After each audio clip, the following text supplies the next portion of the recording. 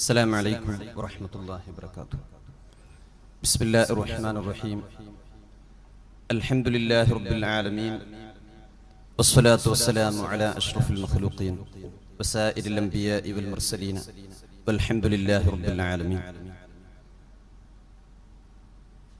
ബഹുമാനപ്പെട്ട അഹമ്മദ് കബീർ ബാക്കിവേറുകളെ,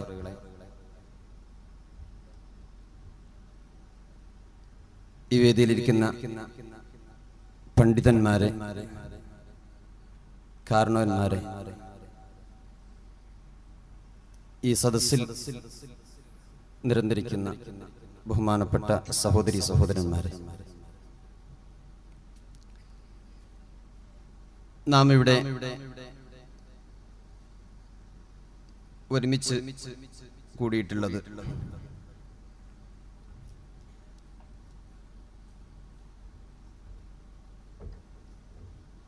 ബഹുമാനപ്പെട്ട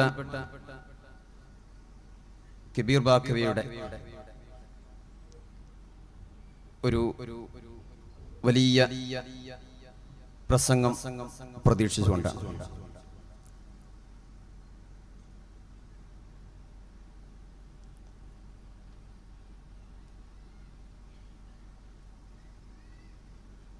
അദ്ദേഹത്തെ ഇടയിൽ വെച്ച് അവിടെ ഇരുത്തിക്കൊണ്ടാണ് ഞാൻ ഉദ്ഘാടനത്തിന് വേണ്ടി ഇവിടെ എത്തിയിരിക്കുന്നത്.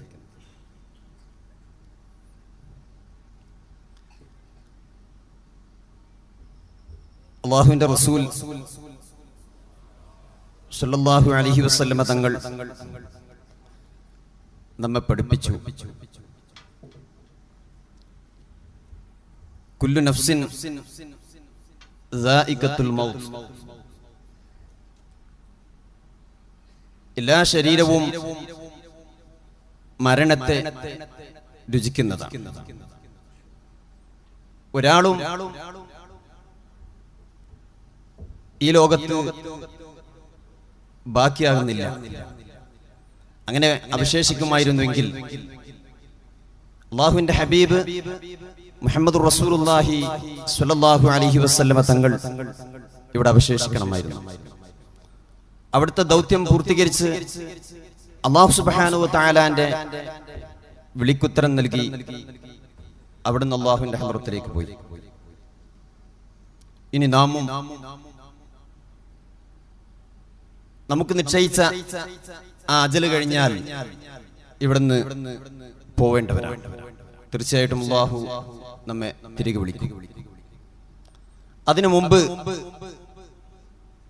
നാം എന്തൊക്കെ ഇവിടുന്ന് ചെയ്യണം, എന്തൊക്കെ ചെയ്തുകൂടാ എന്ന് ഹബീബായ നബി സല്ലല്ലാഹു അലൈഹി വസല്ലം തങ്ങൾ നമുക്ക് വ്യക്തമായി മാർഗനിർദ്ദേശം നൽകിയിട്ടുണ്ട്.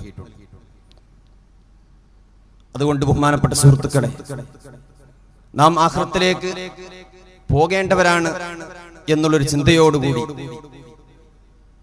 നാം ഇവിടെ ജീവിക്കണം. അല്ലാഹു സുബ്ഹാനഹു വ തആല അതിന് നമുക്ക് തൗഫീഖ് നൽകുമാറാവട്ടെ. നാളെ ആഖിറത്തിലേക്ക് മുതൽക്കൂട്ടാകുന്ന കാര്യങ്ങൾ നാം ചെയ്യണം. ഫർളായ കാര്യങ്ങൾ നിർവഹിക്കുന്നതോടൊപ്പം ധാരാളം സുന്നത്തായ കാര്യങ്ങൾ ചെയ്തുകൊണ്ട് അല്ലാഹുവിലേക്ക് അടുക്കാൻ ശ്രമിക്കുക. ഫർളായ നിസ്കാരങ്ങളും നിർവഹിക്കുന്നതോടുകൂടെ ധാരാളം സുന്നത്തുകൾ നിർവഹിച്ച് അല്ലാഹുവിലേക്ക് നാം അടുക്കാൻ ശ്രമിക്കണം. ബഹുമാനപ്പെട്ട നബി സല്ലല്ലാഹു അലൈഹി വസല്ലം തങ്ങൾ അവിടത്തേക്ക് വല്ല വിഷമവും വന്നാൽ റസൂലുള്ളാഹി നിസ്കാരത്തിലേക്ക് നിൽക്കുമായിരുന്നു. നിസ്കാരം എല്ലാത്തിനും പരിഹാരമാണ്, എല്ലാ വിഷമങ്ങൾക്കും പരിഹാരമാണ്. എന്ത് വിഷമം വന്നാലും 2 റക്അത്ത് നിസ്കരിച്ച് അല്ലാഹുവിലേക്ക് ദുആ ചെയ്യുക. അല്ലാഹു സുബ്ഹാനഹു വ തആല തീർച്ചയായിട്ടും വിഷമത്തിൽ നിന്ന് നമ്മെ കരകയറ്റും.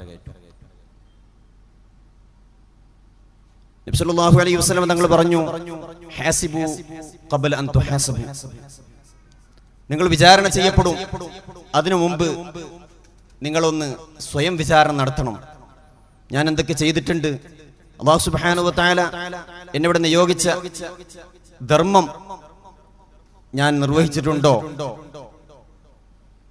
അല്ലാഹുവിന്റെ ദീനിനെതിരായി ഞാൻ എന്തെല്ലാം ചെയ്തു, ദീനിന് വേണ്ടി എന്തെല്ലാം ചെയ്തു, ഇതൊക്കെ നാം സ്വയം വിലയിരുത്തണം. എന്നാലേ നാം നന്നാവുകയുള്ളൂ.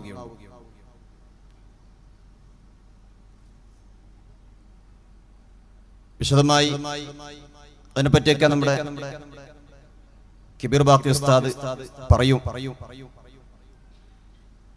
ഞാൻ എൻ്റെ കർത്തവ്യത്തിലേക്ക് കടക്കുകയാണ്. ബിസ്മില്ലാഹിർ റഹ്മാനിർ റഹീം. ഖുൽ ഇഅ്മലൂ ഫസയറല്ലാഹു അമലക്കും വറസൂലുഹു എന്ന പരിശുദ്ധ ഖുർആൻ വാക്യത്തിലൂടെ ഞാൻ ഈ പരിപാടി ഉദ്ഘാടനം ചെയ്തതായി അറിയിക്കുന്നു.